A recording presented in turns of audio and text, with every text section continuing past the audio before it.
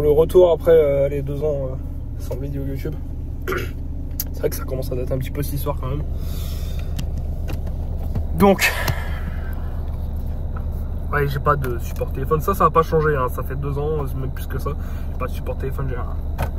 Ça va pas changer. Ouais, excusez-moi ma tête, je suis un peu malade, tout ça. C'est pas, on s'en fout un peu de ça. Mais bref, alors, pour dire, bon, bah, on reprend les vidéos. J'ai 2-3 sujets un petit peu intéressants à vous filmer. Hein. Pas de truc de ouf, mais ça peut être sympa. Il y a dont un truc où j'aimerais bien votre avis. J'attends que le toit chauffe tranquillement. J'ai donc 2 sujets à parler. Donc un sujet, c'est un truc banal quoi. C'est sur un quad quoi. C'est un quad, c'est une donation. Le problème étant que j'ai tout refait dessus, c'est-à-dire faisceau. Donc le faisceau, je me suis pas emmerdé, je l'ai acheté en neuf. J'ai acheté le faisceau. J'ai changé le carbu, fait les bougies, l'image. Mais il me reste par contre à faire le réglage soupape. J'ai fait la vidange, changer la bougie, enfin tous les trucs comme ça, changer le CDI. Mais il reste le réglage soupape à faire et je m'étais dit je vais le convertir à éthanol, mais grosse flemme. Donc il va rester au samplon 98, donc en gros ce sera une vidéo réglage soupape et puis on va partir après sur un démarrage quoi. Le truc bon, je l'ai fait, j'ai triché attention, hein, je l'ai démarré mardi ou lundi soir, je sais plus. Là on est samedi 4 octobre, ouais c'est ça. Donc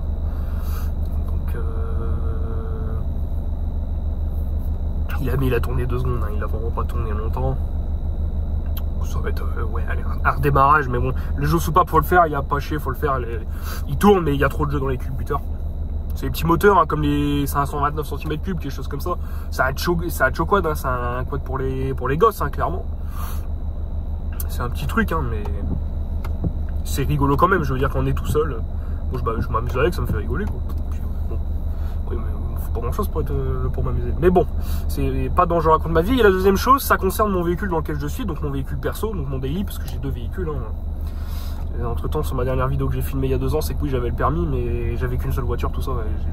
Après, entre temps, j'ai jamais filmé les bagnoles parce que j'en trouvais pas d'intérêt. Donc là, on est dans mon véhicule perso qui est une Laguna 3 GT Ford Control 150, pas d'origine bien sûr. Donc elle a un stage 1 avec un DFAP et une suppression légère électronique. C'est un véhicule qui a 317 000 km, qui est de 2010. Je l'ai acheté il y a 1 an et demi avec 260 000 km. Je l'ai racheté à ma grand-mère quand mon grand-père est décédé, donc c'était le véhicule de mon grand-père. Donc forcément, elle a une valeur sentimentale. C'est un véhicule, j'ai full facture, hein, j'ai tout. J'ai le dossier avec la facture d'achat neuve, j'ai tout. La voiture, elle est nickel. Or, moi, j'ai eu un accident avec, il y a quoi, il y a un certain temps. J'ai eu un latéral un soir en rentrant du boulot. Le latéral, je laisse comme ça, je vais pas le refaire, ça sert à rien. C'est le prix de la bagnole à refaire. Donc c'est pas la peine. Malheureusement, les Laguna 3, c'est les voitures qui valent plus rien aujourd'hui, parce qu'elle commence à prendre de l'âge, hein. Malgré que celle-ci soit full option. Bon, elle est juste pas le tour rond, donc elle est pas full du coup. Non, pour en venir au fait, la chose sur laquelle j'aimerais bien avoir votre avis, c'est sur un problème de fuite de gasoil. J'ai remplacé 2 injecteurs. J'ai changé les retours avec les joints. Les joints d'injecteurs aussi, sur les 2 injecteurs que j'ai remplacés parce que je les ai redémontés une 2e fois. Et les 2 autres injecteurs, je les ai jamais touchés, jamais démontés, rien du tout. Or, j'ai une fuite de gasoil. Donc je vous expliquerai tout en détail, hein. On va pas là tout détailler dans la vidéo, sinon ça va faire une vidéo de 3000 ans où vous allez me regarder parler, c'est pas intéressant. Donc là le truc c'est que je peux prendre la route en même temps parce que je m'en vais. Peut-être que le téléphone il va bouger, je sais pas, je pense pas. Donc le truc c'est que moi j'aurais bien aimé avoir votre avis sur cette panne parce que j'ai tout changé. Et pourtant j'ai pas lésiné sur la qualité des pièces, hein.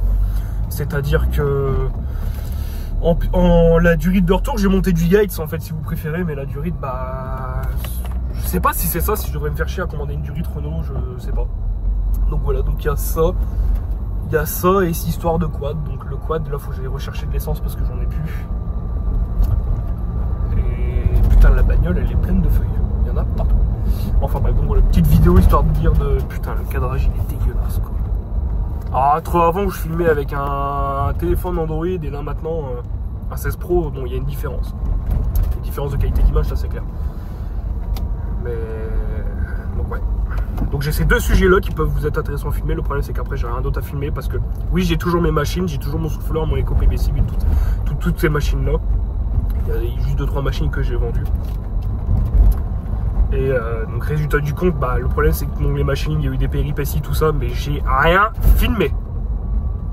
Le TAUE, le McCulloch Superlite 4528, qui sont une base de Husky, du Husqvarna si vous préférez. J'ai fait les membranes de carbu, tout. Dans l'idéal, il faudrait changer les huiles de carburant, mais j'ai fait un moindre coût parce que bon, les huiles de carburant, moi je trouve que c'est le bandit sur le prix. Après j'en ai, mais c'est juste que je l'ai pas fait parce que j'en ai pas trouvé l'utilité. C'est juste qu'en fait elle dans le réservoir elle était coupée de ça, donc j'ai coupé, j'ai remis la crépine et puis là c'est bon. Et ça marche très bien. Bon, je vais pas remplacer de la pièce inutilement. Alors il y en a plein qui me diront oui mais remplacer, je suis d'accord, mais moi je suis à l'économie, clairement. J'ai pas honte de le dire d'ailleurs, mais enfin bref c'est pas le sujet. Ça, il y a eu le souffleur, le EcoPB6000, j'ai complètement révisé, c'est-à-dire membrane, nettoyage intégral, tout, décalaminage du pot, tout. J'ai passé un nombre d'heures dessus.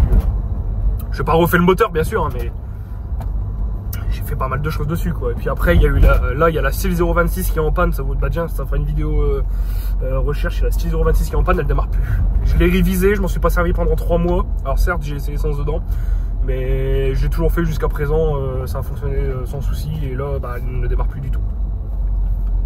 Et je suis en train de m'apercevoir que j'ai oublié mon bidon d'essence pour prendre l'essence, donc je vais repasser à la maison. Bon c'est pas problématique ça. La station essence elle a 5 mètres, c'est pas problématique.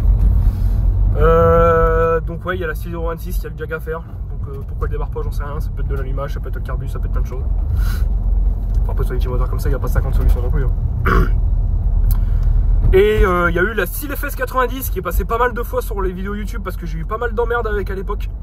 Et je me suis pris à refaire le moteur comme ça sur un coup de tête. Donc le moteur il est refait entièrement, c'est-à-dire segmentation, piston, le cylindre j'ai passé un coup de haunage dedans. De haut noir pardon. Enfin vous savez l'outil pour déglacer les cylindres.